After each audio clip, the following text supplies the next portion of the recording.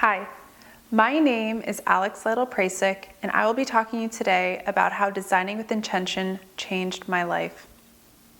Who can remember life as a baby? Can you remember when you ate your first apple or played in the rain? Maybe you and your grandma loved baking cookies together, but can you recall how it felt the very first time? How did you feel after drawing your first masterpiece with sidewalk chalk? Chances are not many of us can remember these moments. When we're young, living in the present, enjoying life's pleasantries, and simply doing things as they inspired us without question or much thought, like taking a Crayola marker to your mom's white walls and thinking she would love it. I know I did. As we age, these types of activities become pattern behaviors, routines if you will. Perhaps now you know that every time you visit grandma, you'll make cookies. In the future, you decide you want to be a baker and that's what you work towards. Or maybe that first sidewalk chalk masterpiece was your rendition of a dinosaur. Before you know it, you're listening to dinosaur bedtime stories, wearing T-Rex t-shirts, and ultimately you decide that studying dinosaur bones is your thing. Over time, these patterns start to mold the person you are and essentially what you achieve in your career. These experiences are your own curated aha moments in the making. You're setting the foundation of creating and manifesting with intention. When we're young, it's almost subconscious. You can probably gather at this point that I did not become a baker nor a paleontologist. No, that was not my path. I did, however, believe that perhaps I had a future in being a famous painter or fashion designer. I even dabbled in photography. I excelled in various forms of art. Ultimately, the rhythm of my aha moments molded me into a creator through determination to inspire, engage, and build experiences through storytelling. Throughout my childhood, high school days, and college years, I always drew or painted. I was constantly cultivating inspiration from the world around me and transferring them to canvas. I could be inspired from a passing billboard on a road trip, a movie, an artist series, a talk, or a song.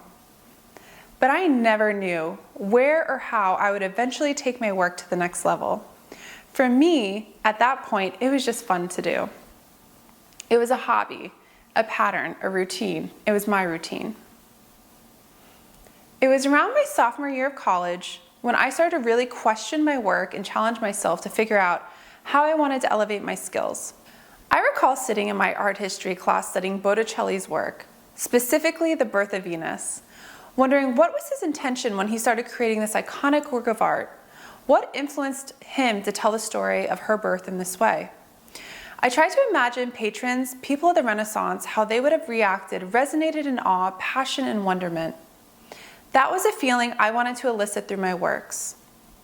For me, that was the top tier mega aha moment that sparked the concept of designing with intention. As I grew in the fine arts field, I started exploring other forms of creative mediums, including graphic design and digital media. I was already advancing as a painter and printmaker, but I wanted to do more. I wanted to build on the continuation of my creative works through intention and purpose. My intention? I intended on making my artwork flourish by figuring out how to make what I've already designed on canvas or paper and connecting it with other mediums to create something fresh. Something people would look at in wonderment. Something I would look at in wonderment. My creative process involves layering techniques of old magazines, newspapers, and heavily marking up my art with thick acrylic paint, permanent markers, paint pens, really anything that can give me a piece more depth and more layers. I find my expression through transparently just being messy, being adventurous by creating outside of the lines and discovering unconventional techniques through experimentation. This practice expanded my mind. I no longer felt boxed into one idea or the echo chamber of unconventionalism. Creating art is about self-expression, while acknowledging challenges without overthinking. Through the aforementioned exploration journey, I started to play with Goldie foil. Establishing this technique using some simple metallic material served as a major springboard that continues to fuel success in my career to this day. Who knows? Maybe I got bored of magazine cutouts and felt-tip Sharpie markers, but without experiencing this intentional journey that guided me to this point, I'm not sure if I could have gotten here talking to you on this platform today. As I've grown, I've continually found I was creating digital gold leaf applications with lush filters, rough edges, alongside mixed media elements. I began curating backgrounds, collaging art, environmental elements, and photographs to a series for playoff campaigns. I also found myself hand illustrating typography and throwing paint to scan into Photoshop for an exclusive product line. I would then illustrate a Florida Panther surrounded by abstracted foliage in Photoshop for an 8-foot mural for the Boys and Girls Club of America. I was also looking at pelagic fish and figuring out a way to create an abstraction camel line inspired by the unique scales and vibrant patterns on each unique species. We are surrounded by aha moments. It takes a really special, successful person to identify when they're happening. While I may not have a top-tier mega aha moment every day, I am way more aware of them when they present themselves, and I'm always working towards my next one. These are the moments that will take your career and life in general to new heights.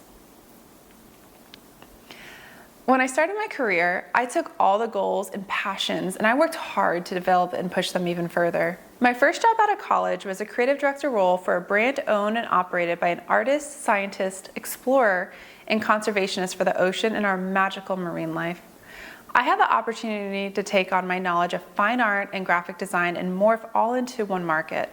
Whether I was working on fashion lines for the spring and fall, curating and assisting in painting murals for theme parks around the country, or offshore fishing to tag white marlin for vision research for the next product launch. It was an adventure. Later on, I decided to immerse myself into a new industry, one as tough as it is on the ice, the National Hockey League. Here I was able to break norms and expectations. I was connecting art and the love of hockey to fans in new ways. I was subconsciously implementing the same elements I used for my paintings, such as gold leaf foil or mixed media collages, to layers of grit typography into everyday graphics, such as game day creative to playoff assets.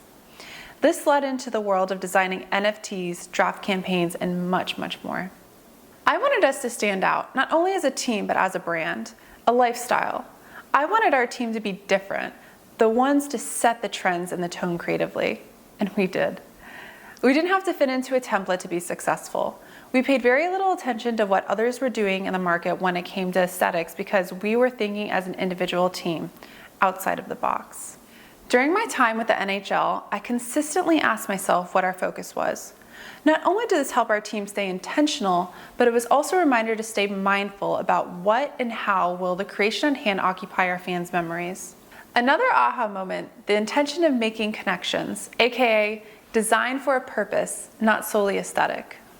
This is where my exploration started to grow and develop as a true creative. I was able to bring stories to life through marketing campaigns, branded style guides, and unique objectives for the marketplace or product research. I was bringing intention and furthering my creative purpose in my work.